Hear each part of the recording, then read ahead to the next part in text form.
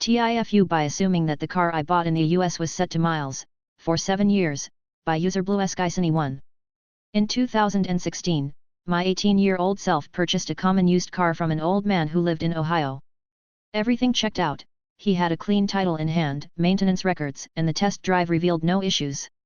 Shortly after purchasing the car, my father remarked that I was really putting on the miles fast, and as a result, there were pretty frequent oil changes. I brushed his comments aside as I did drive the car daily and take it on some weekend adventures. Fast forward to this year, with my car now at 179k, it had to go into a service shop for repair after some warning lights came on. The shop provided me with a diagnostic sheet from a tool they plugged into my car, which showed my car only had 111k miles. I pointed out the mistake, but the mechanic was confident the sheet was correct. We took a look at the odometer and he remarked how it was unusual that there was no indication of the unit it was in, but he noted the speedometer was labeled in miles. After some debate we pulled up a km to miles calculator, finding that 179k km equals, you guessed it, 111k miles. We then tested the theory by driving and recording the distance to check versus the odometer, and sure enough it confirmed our suspicions that my mileage was actually kilometage. The mechanic went to toggle the setting that should have put it back to miles, but discovered feature to be broken, leaving my car's odometer stuck in km.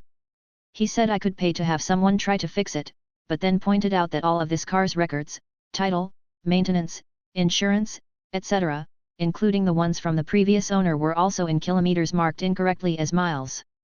Trying to reverse it back to miles would be a lengthy and expensive process, and I might get flagged for trying to commit odometer fraud by rolling it back. So now I'm stuck with my car with an odometer and all of its records in km marked incorrectly as miles. I'll likely be unable to sell it with the false paperwork and have spent hundreds of unnecessary dollars in extra oil changes and other routine maintenance based on the mileage. The upside is I purchased it for a good deal, since the previous owner was also under the impression that it was in miles.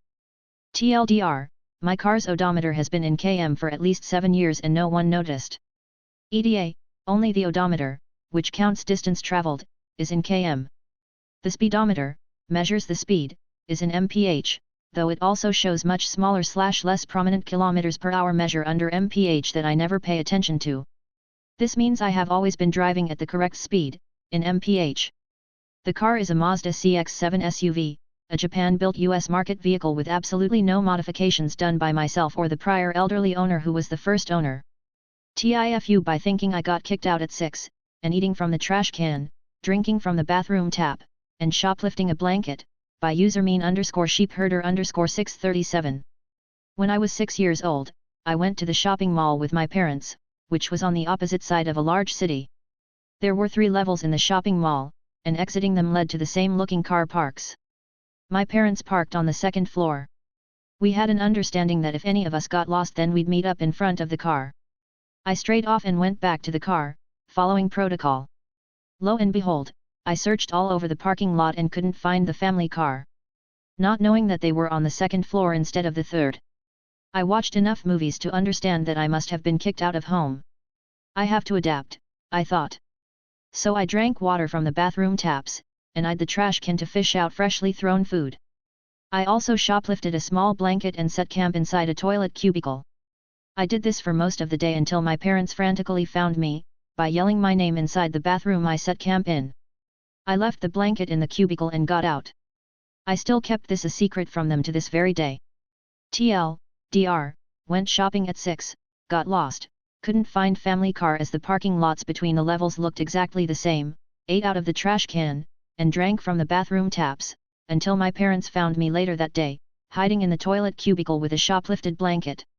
TIFU by flashing my brights at someone who had theirs on, by user TVimical.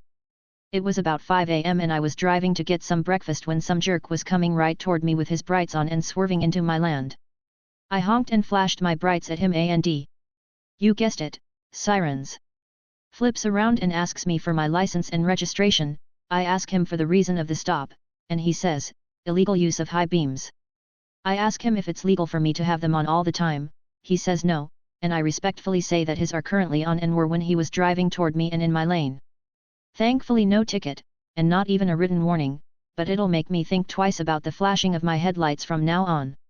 TLDR, flashed my lights at an oncoming car with their brights on, turned out to be a cop.